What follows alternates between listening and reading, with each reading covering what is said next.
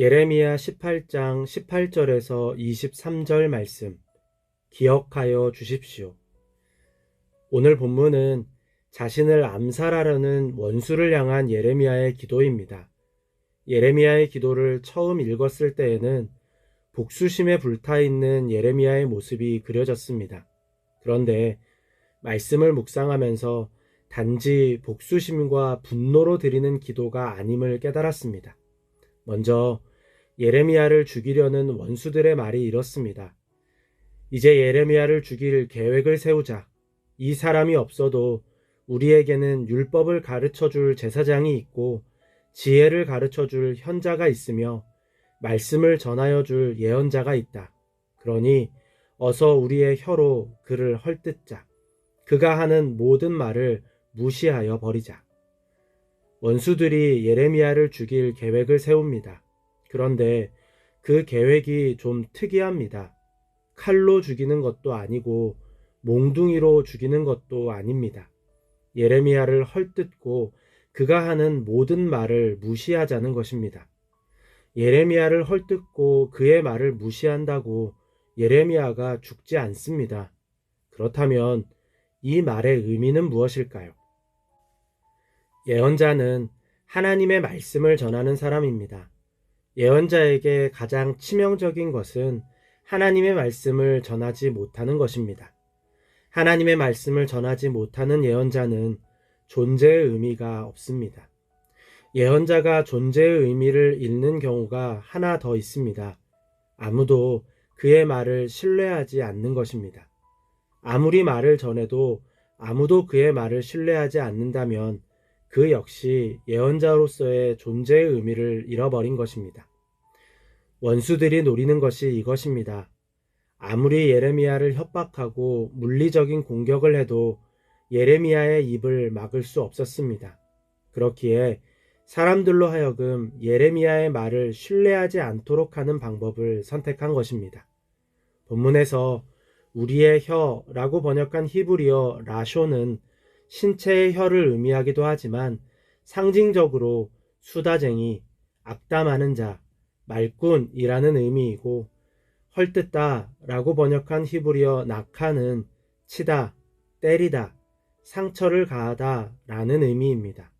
즉 원수들은 악담을 통해서 예레미야의 신뢰를 무너뜨리려 했던 것입니다. 또한 그들은 예레미야의 모든 말을 무시하자고 합니다. 본문에서 무시하자라고 번역한 히브리어 카샤부 알은 귀를 곤두세우지 말자, 아무것도 아닌 것으로 여기자라는 의미입니다. 원수들은 예레미야의 신뢰를 깨뜨림으로써 예레미야의 말을 의미 없는 말, 무가치한 말로 만드는 작전을 세운 것입니다. 어찌 보면 정말 똑똑한 계획입니다. 예레미야를 공격해서 죽이는 것은 완벽한 승리가 아닙니다. 오히려 역효과를 낼 수도 있습니다. 그렇기에 예레미야의 신뢰를 무너뜨리려는 것입니다. 역시 악인들은 악한 일에 지혜롭습니다. 그런데 그들이 하나 놓친 것이 있습니다. 예레미야의 예언이 하나님의 말씀이라는 사실입니다. 그들은 예레미야의 예언을 예레미야의 말이라고 생각했습니다. 그러니 예레미야에 대한 신뢰를 깨뜨리면 그의 말도 의미가 없어질 것으로 생각한 것입니다. 이를 위해 예레미야를 공격하고 예레미야와 싸운 것입니다. 하지만 예레미야의 예언은 하나님의 말씀입니다. 즉, 그들이 싸우는 대상이 하나님이었던 것입니다. 예레미야 역시 이것을 알고 있었습니다. 원수들이 자신을 죽이려고 공격하지만 실제로 이것은 원수들이 하나님과 싸움을 벌이는 일이라는 것을 알았습니다. 그렇기에 이토록 무시무시한 기도를 할 수 있었던 것입니다. 주님, 저를 죽이려는 그들의 모든 흉계를 주님께서는 다 아시니 그들의 죄악을 용서하지 마시고 그들의 허물을 가볍게 다루지도 마십시오. 주님께서 진노하시는 날에 그들이 주님 앞에서 거꾸러져 죽게 하여 주십시오. 그러면서 말합니다. 선을 악으로 갚아도 되는 겁니까? 예레미야는 그동안 자신이 그들을 위해 기도했던 것을 말하면서 은혜를 원수로 갚는 자들을 향해 분노했습니다. 예레미야가 그들을 위해 기도한 것은 예레미야 혼자만의 마음이 아닙니다. 그들을 향한 하나님의 마음을 품고 기도한 것입니다. 그런데 그들이 그것도 모르고 하나님을 향해 돌을 던지고 있습니다. 결국 더는 그들을 위해 기도하지 않을 것이니 하나님을 향해 돌을 던지는 그들에게 복수해 달라는 것입니다. 자신을 위한 복수가 아닙니다. 하나님 앞에서 거꾸러지게 해달라는 것입니다. 예레미야는 끝까지 악을 악으로 이기려 하지 않았습니다. 악을 선으로 이기려 했습니다. 악을 이기는 선한 방법은 무엇입니까? 각자가 말하는 선한 저항이 있습니다. 그런데 그것들은 완전하지 않습니다. 진정한 선은 오직 하나님입니다. 즉, 악을 선으로 이기는 방법은 악을 하나님으로 이기는 것입니다. 하나님께서 악을 이기시는 동안 나는 하나님을 바라보는 것입니다. 예레미야는 악을 악으로 갚지 않고 모든 사람이 선하다고 생각하는 일을 하려고 애썼습니다. 심지어 원수들을 향한 주님의 진노를 풀어드리기 위해 그들을 생각하면서 은혜를 간구하는 기도도 드렸습니다. 하나님께서 이기시는 동안 하나님을 바라본 것입니다. 그리고 말합니다. 주님, 저의 선한 싸움을 기억하여 주십시오.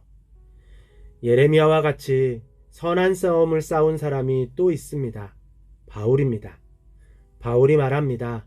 사랑하는 여러분, 여러분은 스스로 원수를 갚지 말고 그 일은 하나님의 진노하심에 맡기십시오.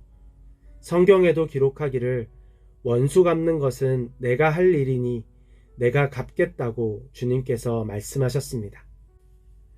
새로운 해를 시작합니다. 새로운 해라고 상황이 달라지지는 않을 것 같습니다. 원수의 공격은 늘 있고 삶의 위기는 주변에 가득합니다. 원수의 공격을 이기고 삶의 위기를 극복할 저마다의 계획들이 있을 것입니다. 수많은 계획을 실행하는 가운데 반드시 기억할 것이 있습니다. 악을 악으로 이기지 않고 하나님으로 이기는 것입니다. 하나님께서 이기시는 때까지 악에게 지는 것처럼 보일지 모릅니다. 아닙니다. 악에게 지지 않고 선으로 악을 이기는 것입니다. 하나님께서 이기시는 것을 꼭 보고 싶습니다. 하나님으로 악을 이기려 했던 사람, 선으로 악을 이기려 했던 사람, 선한 싸움을 싸운 사람은 마지막에 하나님 앞에서 당당히 말할 수 있습니다. 주님, 저의 선한 싸움을 기억하여 주십시오. 하나님께서 이기시는 동안 하나님을 바라보시기를 바랍니다. 하나님의 길을 걸으시기를 바랍니다. 거친 세상에서 예수님의 십자가 붙들고 선한 싸움을 싸우는 한 해가 되기를 바랍니다.